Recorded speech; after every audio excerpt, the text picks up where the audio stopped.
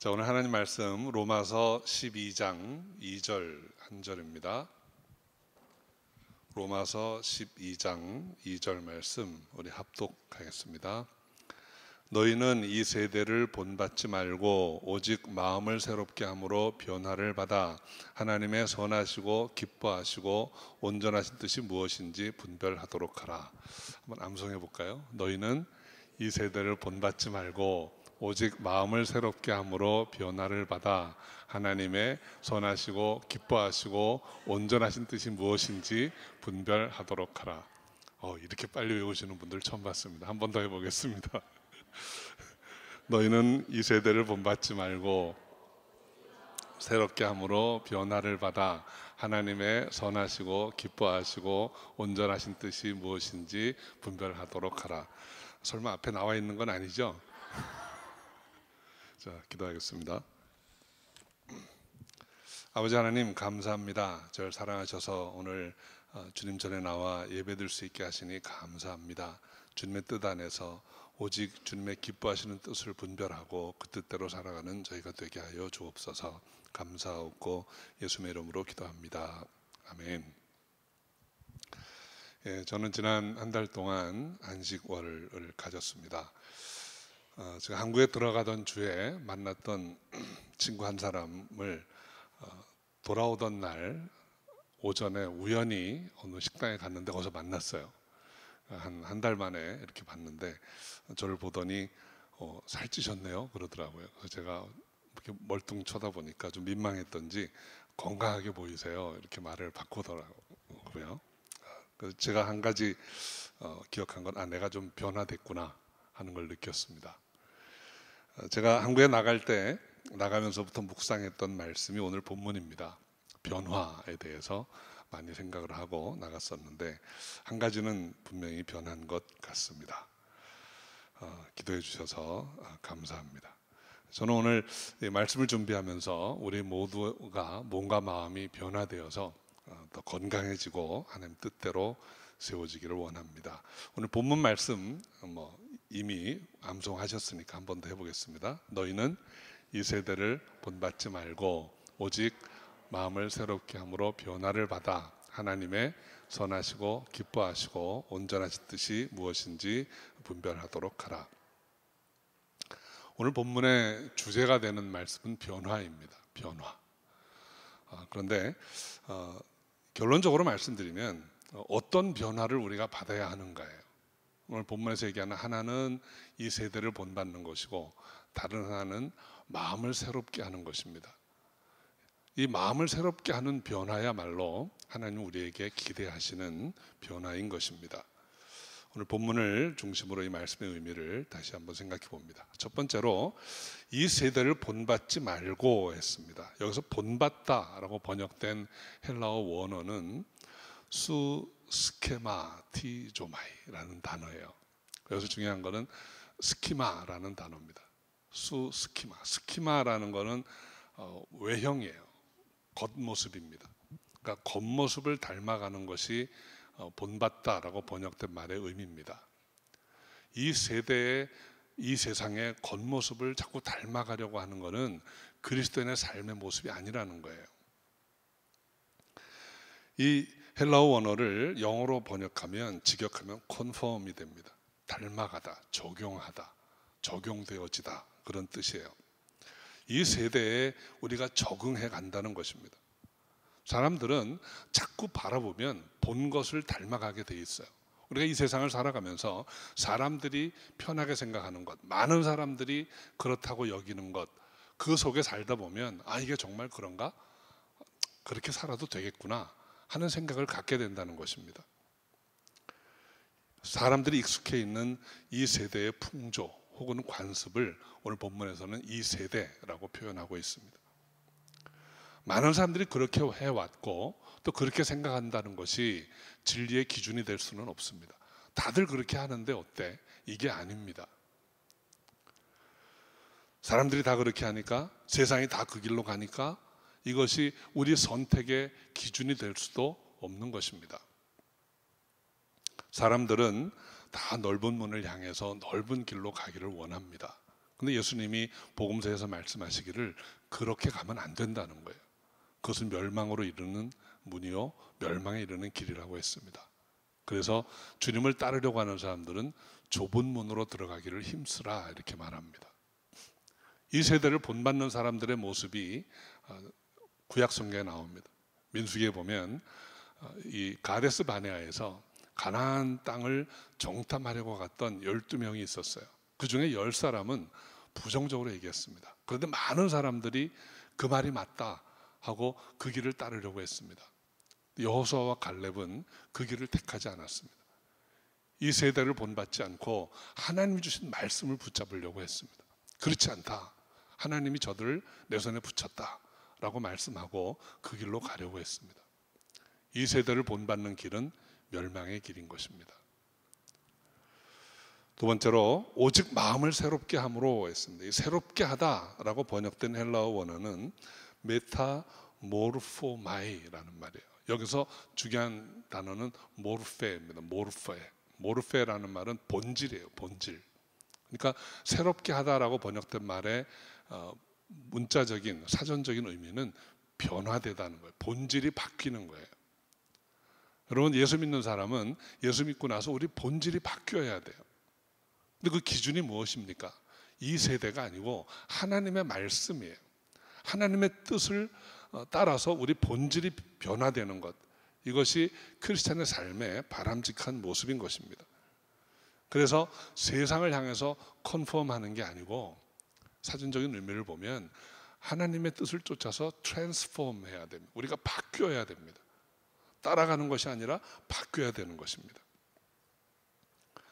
여러분, 이 세대의 생각과 간섭으로부터 우리가 바뀌어야 됩니다.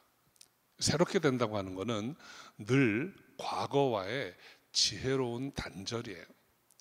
과거를 무조건 아니다라고 끊어내는 것이 아니고, 물론 분명히 과거에서 배울 것도 많이 있습니다. 그러나 우리가 이제까지 믿어왔던 것, 그렇다고 여겨왔던 것이 잘못된 게 있다면 그거는 과감하게 끊어내야 하는 것입니다. 이 변화가 하나님이 기뻐하시는 변화입니다. 그리스도인은 변화되어야 합니다. 이전과는 달라져야 합니다. 이 세대를 본받지 않아야 합니다. 오직 마음을 새롭게 함으로 이 세대를 본받지 않고 주님의 뜻을 쫓을 수 있는 저 여러분 되시기를 주의 이름으로 축원합니다. 세 번째로 오늘 본문의 말씀은 하나님의 선하시고 기뻐하시고 온전한 뜻이 무엇인지 분별하도록 하라는 것입니다. 우리가 이 세대를 본받지 않고 마음을 새롭게 하는 것은 하나님의 뜻을 분별하기 위해서입니다. 그렇게 해야 하나님의 뜻을 분별할 수 있게 된다는 거예요. 그런데 그 하나님의 뜻이 어떻다는 것을 알게 되는 것입니까? 세 가지로 수식하고 있습니다. 하나님은 선하시다는 거예요. 하나님의 선하심을 알게 됩니다. 우리가 이 세대를 본받지 않고 마음이 변화가 되면 하나님의 선하심을 알게 된다는 거예요. 제가 이번에 한국 갔을 때 많은 분들과 교제를 했습니다. 다 아주 정답게 잘 섬겨주시고 아주 기쁘고 즐거운 대화를 나눴습니다. 그런데 조금 한꺼풀 열고 들어가서 대화를 나눠보면 다 아픔이 있고 고난이 있는 분들이에요. 그 중에 어떤 분은 정말 열심히 사회생활을 하고 성공적으로 잘 마치고 퇴직을 했는데 가까이 있던 사람에게 사기를 당해서 그 퇴직금을 다 날렸어요. 지금은 이제 자기 명의로 된 아파트도 없습니다. 그런데 마음은 겉모습은 그냥 기쁘게 교제합니다. 어떤 분은 평생 열심히 살았는데 뇌졸중으로 1년 사이에 2번 쓰러져서 이제는 반신불수가 되어서 몸도 제대로 못 가누는 분도 있었습니다.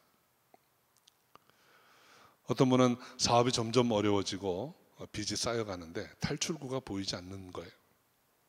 20년째 같은 사업을 하고 있는데 이제 연세도 그렇고 다른 걸로 바꾸기도 쉽지 않습니다. 다 믿음 있는 분들이에요. 신앙 있는 분들이에요. 조금만 깊이 한꺼풀만 열고 피상적인 교제를 벗어나서 대화 나누다 보면 그분들이 마음에 가지고 있는 질문이 있습니다. 왜요? 왜요? 함께 예배를 드리면서 주님께 구했습니다. 어떤 말씀을 나눠야 할까요? 근데 하나님 되게 주신 감동은 복음서의 말씀이었어요. 예수님께서 믿음이 적은 자여 왜 의심하였느냐. 이 말씀은 그들이 믿음이 적어서 고난을 겪고 있다는 말을 하려고 하는 것이 아닙니다. 고난은 옵니다. 이 세상에 이번에 갈릴리 호수의 파도는 그 2000년 전이나 지금이나 똑같이 밤이 깊어지면 거친 파도가 칩니다.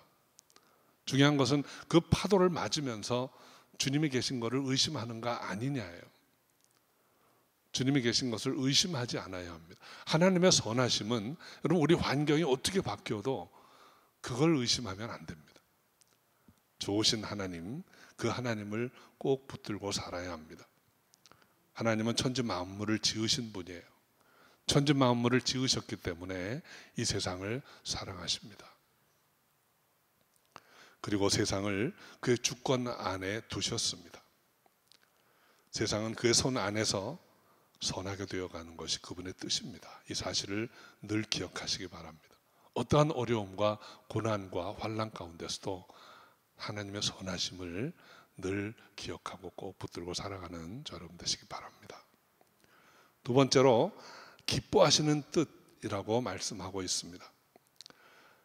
하나님의 선하시고 기뻐하신 뜻, 문자적으로는 하나님이 받으실 만한이라고 번역할 수 있는 단어예요.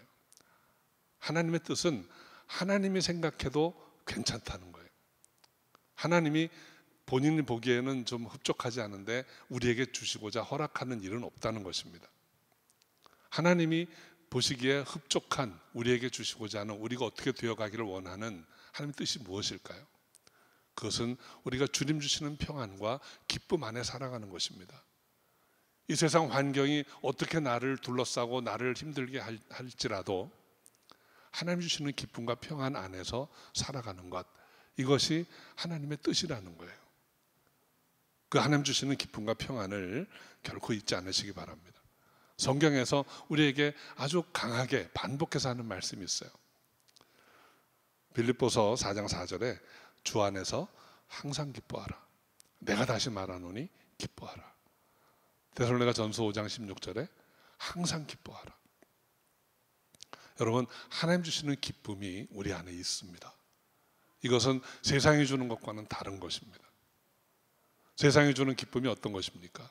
조금 물질에 넉넉함이 있거나 또는 건강이 확인되어지거나 또는 사람들로부터 인정받거나 이런 것이 우리에게 작은 기쁨을 줍니다. 그러나 이것은 진짜가 아닙니다. 언제 깨어질지 모르는 살얼음판을 걷는 것 같은 거예요. 사업이 항상 잘 됩니까? 잘 안 될 수 있습니다. 늘 건강하다고 여러분 자신하십니까? 이 건강이 언제 얼음을 밟고 꺼지는 것처럼 꺼질 때가 분명히 있습니다. 그러한 변화에도 불구하고 변하지 않는 기쁨이 있다는 거예요. 하나님 주시는 거예요. 주 안에서 항상 기뻐하라는 것은 그 기쁨을 잃어버리지 말라는 것입니다. 감사하게도 이 자리에 있는 모든 분들은 그 기쁨이 무엇인지 알고 있습니다. 여러분, 예수님 처음 만났을 때 그 감격을 기억하십니까? 그때 주체할 수 없는 눈물이 흐르고 주님 감사합니다, 주님 사랑합니다, 이 고백했던 시간을 기억하세요. 그 기쁨입니다. 그것이 살다 보니까 어떨 때는 당연한 것으로 여겨지기도 하고 어떨 때는 그게 믿어지지 않기도 하고, 그래서 세상을 바라보면서 그걸 잃어버리고 잊을 때가 참 많다는 거예요. 하나님의 기뻐하시는 이 뜻을 여러분 잊지 않는 저 여러분 되시기 바랍니다. 세 번째로 온전하신 뜻이라고 했습니다.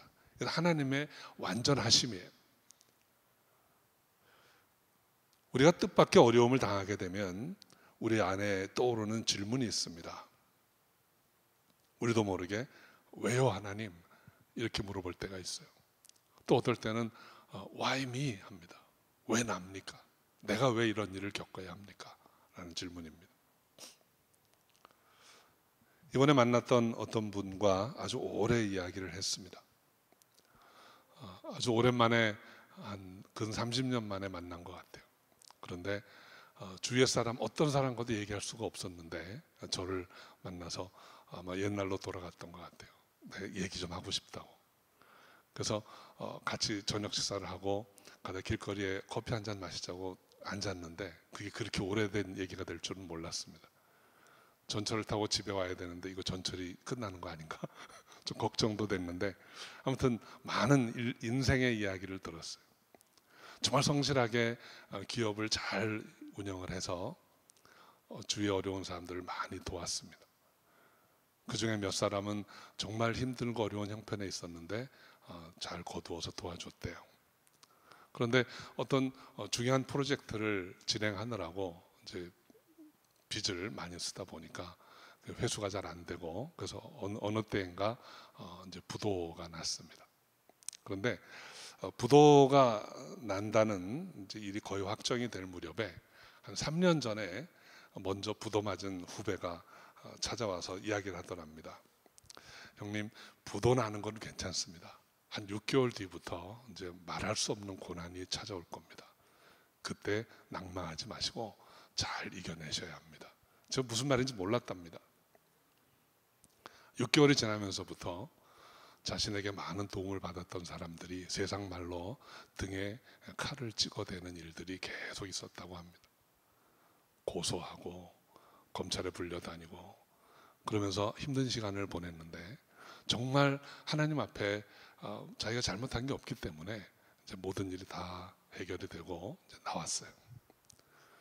지금은 몇 년이 지난 일이고 그동안 무리하게 빚을 얻어서 이렇게 개발했던 것들이 이제 빛을 보기 시작해서 다시 이제 재기하는 단계에 올라와 있는 분입니다. 근데 저한테 계속 물어보는 거예요. 목사님, 왜 그랬을까요? 그 사람들이. 자기가 너무 답답해가지고 막 그 어려운 가운데 있을 때 부도가 다 나고 살던 아파트도 없어지고 아무것도 없으니까 그러니까 뭐 버스를 타고 고속버스를 타고 그랬던 사람 찾아가서 물어봤. 나도 왜 그랬냐고. 대답을 안 하고 만나주지를 않는데 저한테 물어. 왜 그랬냐고. 저는 답이 있습니까? 저는 그들의 형편도 모르고 그들의 어떤 관계인지도 모르고 그렇지만 대화를 나누는 중에 그분의 과거와 현실을 이렇게 오고 가면서 제가 내린 결론이 있습니다. 하나님의 선하심이에요. 하나님이 그 어려운 시간을 통해서 이분의 그걸 검증을 한 거예요. 이분의 삶을. 여러분이 누군가를 도울 수 있는 형편에 있었다면 여러분 걸로 도운 게 아닙니다. 잠시 있다 없어질 것으로 하나님의 것으로 그들을 섬길 수 있었던 거예요. 여러분 신앙생활 하면서 용서라는 말 참 많이 듣잖아요. 삶이 평탄할 때는 다 용서할 것 같아요.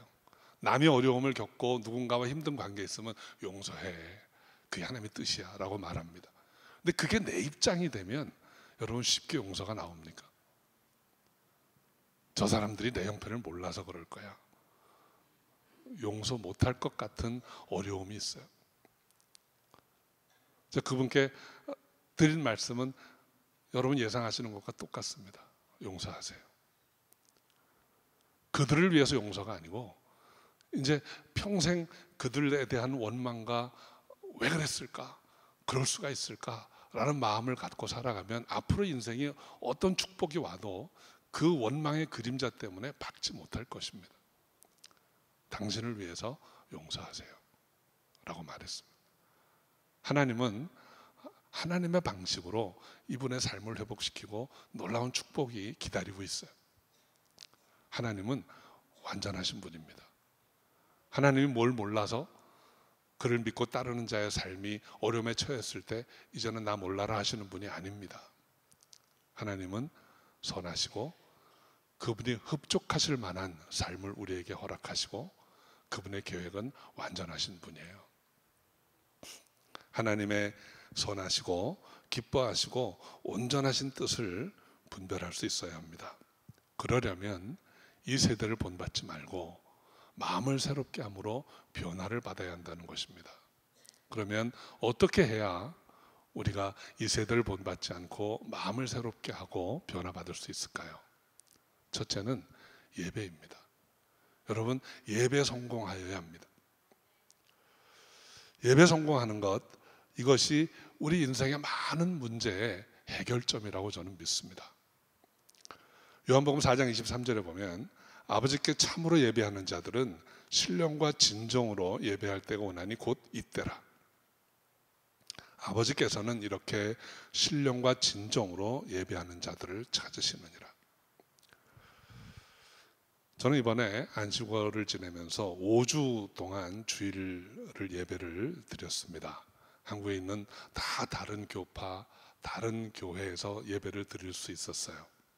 그중 어떤 교회는 선입견으로 별로 가고 싶지 않았던 교회도 있었고, 어떤 교회는 사모하는 교회도 있었습니다. 다 예배 형식과 의전이 달랐지만 예배를 드리면서 저와 우리 사모가 같이 느꼈던 거는 성령께서 함께 하시는 예배인가 아닌가요? 성령이 함께 하시고 하나님의 말씀이 살아있는가 그렇지 않은가에 따라서 은혜를 받고 은혜를 받지 못하고 했습니다. 예배 형식은 다 나름대로 진행이 됩니다. 사람들이 많이 모인 교회도 있고 적게 모인 교회도 있습니다. 근데 중요한 것은 본질은 성령이 함께 하시는가 그것입니다. 예배에는 성령의 임재가 있어야 합니다. 우리 한 사람 한 사람이 성령의 임재로 충만해서 예배를 드릴 때 예배 성공할 수 있습니다. 성령께서 우리 마음에 주시는 감동으로 단에서 선포되는 말씀을 받을 수 있습니다. 예배 오는 것이 하나의 형식이 아니고, 여러분 예배 참석하시기 전에 많이 기도로 준비하시고 성령 임재를 사모하시고 그리고 예배 드리실 수 있기를 바랍니다. 그리고 예배에는 하나님의 말씀이 중심이 되어야 합니다. 예배 드리면서 많은 말씀을 들었습니다. 근데 그 말씀들이 성경 말씀인가? 아니면 사람들의 이야기인가? 본인의 이야기인가? 누구 이야기인가? 하는 것을 우리가 잘 생각해야 합니다. 하나님의 말씀이 하나님의 의도대로 선포되는 예배를 통해서 예배에 성공하시기 바랍니다.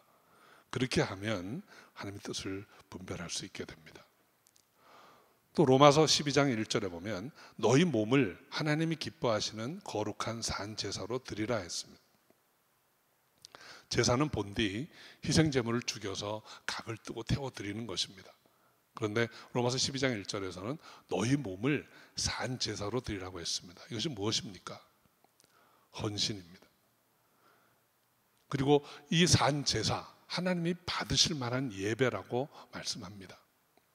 우리의 예배는 주일 교회에 나와서 전해드리는 찬양과 기도와 말씀을 듣는 이 예배만이 아니고, 이 예배가 우리 삶의 현장에서 헌신으로 연결되어야 한다는 것입니다. 예배와 삶이 동떨어져 있거나 서로 다른 모습으로 있다면 이거는 하나님이 기뻐하시는 받으실 만한 예배가 아니라는 것입니다. 예배는 우리 한 주간의 삶 전체입니다. 주일 예배당에 와서 예배를 드리고 삶의 현장에서 삶으로 섬기는 것, 이것까지가 다 예배라는 거예요. 우리 현대교회의 문제는 삶의 변화가 없는 종교 생활입니다. 저는 이번에도 많은 사람들 만났는데 그 중에 대학 동기들을 만나서 모임을 가졌습니다. 저까지 한 15명, 한 16명 정도가 모였는데 이제 식사하기 전에 목사님 오셨으니까 기도해 달라고 그랬어요. 조금 민망하긴 했습니다. 와, 얼마나 여러 가지 좋아하는 것들을 차려놓고 있는지. 아무튼 기도해 달라는 게 참 감사했어요. 그래서 기도해 드리고 또 한참 식사하고 많은 것들을 먹다가 목사님 말씀 좀 해주세요. 한 번씩 얘기를 합니다. 어떻게 해서 죄족이 됐는지. 그 짧은 시간에 제 간증도 하고 복음도 전하고 했어요. 근데 이렇게 식사를 하면서 개인적으로 얘기하다 보니까 놀랍게도 다 크리스찬들이에요. 그 중에 딱 한 명은 아주 술 입에 안 대고 그냥 열심히 얘기하고 있는데 나머지 모든 분들은 다 그리스도인입니다. 그 중에 몇 분은 이름만 대면 알만한 교회의 중직이에요. 이게 뭔가 삶과 신앙이 다르게 되어 있는 게 아닌가 하는 생각을 했습니다. 헤어질 때 한두 사람 와가지고 정말 예수 잘 믿으면 정말 좋나? 이렇게 물어봅니다. 예수 잘 믿으면 정말 삶이 달라지나? 이렇게 물어봅니다. 여러분, 우리의 삶에 진정한 변화가 있기를 바랍니다. 삶의 변화가 없이 이 세대를 본받는 삶을 살다 보면 하나님의 뜻을 알 수가 없습니다. 그냥 세상 뜻대로 살아가게 되는 것입니다. 변화될 수 있기를 바랍니다. 그리고 변화는 신령과 진정으로 드리는 예배로부터 시작됩니다. 두 번째는 기도입니다. 하나님의 선하시고 기뻐하시고 온전하신 뜻을 분별하기 위해서 우리가 변화되려면 기도해야 합니다. 성경은 기도에 대해서 많은 말씀을 우리에게 하고 계신데 그 중에 한 가지만 살펴봅니다. 마태복음 6장 6절에 너는 기도할 때 내 골방에 들어가 문을 닫고 은밀한 중에 계신 내 아버지께 기도하라. 은밀한 중에 보시는 내 아버지께서 갚으시리라 했습니다. 과거에 고시 공부하는 사람들이 어딘가 들어가서 아주 세상과 관계를 단절하고 시간을 들였습니다. 어떤 분은 도서관에서, 어떤 분은 하다 안 되면 짐 싸들고 어디 절간에 들어가서 자기 인생의 한 시간을 묻어버리고 나은 미래를 위해서 애를 썼습니다. 요즘은 원하는 큰 기업체에 입사하는 것이 젊은이들의 꿈이랍니다.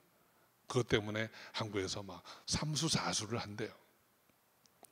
그래서 대학 근처에 가면 고시원이라고 하는 건물들이 있습니다. 아주 좁은 공부방들이 있어요. 창문도 없는 방이 있습니다. 그런 데가 골방인 것 같아요.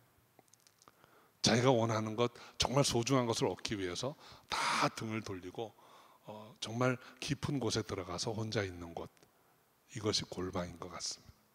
예수님은 골방에 들어가서 문을 닫고 기도하라 그랬습니다. 이 골방은 단절을 의미합니다. 이 골방에는 세 종류의 골방이 있어요. 첫째는 시간의 골방입니다. 여러분, 하나님 우리에게 많은 시간을 주셨습니다. 즐겁게 사람들과 함께 놀 수 있는 시간, 혹은 호송해서 보내는 시간들이 있습니다. 그 시간 중에 어느 한 부분을 잘라내서 내 골방으로 만들어야 합니다. 그 시간만큼은 그 어떤 것과도 타협하지 않는 그런 골방의 시간을 만들어야 합니다. 두 번째는 공간의 골방입니다. 하나님은 아브라함을 불러내셨습니다. 본토 친척 아비 집을 떠나라고 하셨습니다. 본토 친척 아비 집이 어떤 곳입니까? 나를 알아주는 사람들이 있고, 내가 조금만 어려움이 있으면 도우려고 하는 사람들이 있고, 그 중에는 맹목적으로 나를 위해서 헌신하는 부모도 있습니다. 그런 곳에서 떠나와야 하나님을 만날 수 있다는 거예요. 성경에는 그런 본토 친척 아비 집을 떠난 많은 사람들의 이야기가 나옵니다. 야곱도 아비 집을 떠나야 했습니다. 그것이 그 넓은 광야 같지만 그것이 야곱에게는 골방입니다. 모세도 미디안 광야로 쫓겨나왔습니다. 바로의 집을 떠나서 쫓겨나온 그 미디안 광야가 모세에게는 골방이었습니다. 다윗이 사울의 위협을 피해서 떠돌아다녀야 했던 광야가 다윗에게는 골방이었습니다. 그런데 그 골방에서 이 사람들은 하나님을 다 만났어요. 아브라함은 그 본토 친척 아비 집을 떠나서 정말 낯설고 낯설은 곳에 와가지고 하나님의 음성을 듣고 하나님께 나아갈 수 있었습니다. 야곱은 그 쫓겨다니던 길에 베델에서 하나님의 사자들을 보고 그 앞에서 서원하게 됩니다. 다윗은 그 쫓겨다니던 그 광야에서 여호와 하나님을 만나고 여호와가 나의 목자시니 내가 부족함이 없나이다, 이 고백을 드릴 수 있었던 것입니다. 그 광야의 골방으로 나오지 않으면 우리는 하나님을 만날 수가 없어요. 세 번째는 우리 감정의 골방이에요. 외로움이라는 골방입니다. 여러분, 하나님과의 만남은 때로 세상에서의 외로움을 요구합니다. 침묵이라는 것은 아무 소리도 나지 않는 단순한 공허가 아니에요. 침묵하는 가운데 우리는 하나님의 음성을 들을 수 있습니다. 여러분, 우리가 세상에서 때로는 외로움을 유지해야 됩니다. 그 외로운 시간에 그냥 홀로 있음으로 인해 쓸쓸한 게 아니고 그 외로운 시간에 우리는 하나님을 만날 수 있기 때문이에요. 이런 골방이 필요합니다. 그리고 이 골방의 기도가 필요한 것입니다. 여러분 혹시 이런 광고 문안 본 적 있으세요? 100-1은 제로, 또 제로 플러스 1은 100. 제가 우연히 그 카피 문안을 처음 만들었다고 하는 사람의 이야기를 들은 적이 있습니다. 젊은 사람인데 명문학교를 나오고 유학까지 갔다 오고 아주 흔히 요즘 말하는 모든 스펙을 다 갖춘 젊은이에요. 그런데 취직도 안 되고 학교의 길도 안 열리고 모든 게 다 막힌 거예요. 너무 답답해가지고 이거 어떻게 해야 되나. 그래서 두문불출하고 하나님 앞에 무릎 꿇고 기도했다고 했습니다. 오랜 시간을 기도한 끝에 그 젊은이가 깨달은 거예요. 내가 세상 모든 걸 다 가졌어도 하나님과 함께하지 않으니까, 하나님이 내게 주시는 게 없으니까 아무것도 아니구나. 지금은 내가 아무것도 없지만 하나님 나와 함께 하시면 내가 모든 걸 다 할 수 있겠다. 그거를 그냥 끄적이면서 써놓은 거예요. 내가 100을 다 가졌어도 하나가 없으면 아무것도 아니다. 여러분, 골방을 체험한 사람이 토해낼 수 있는 고백이라고 저는 생각합니다.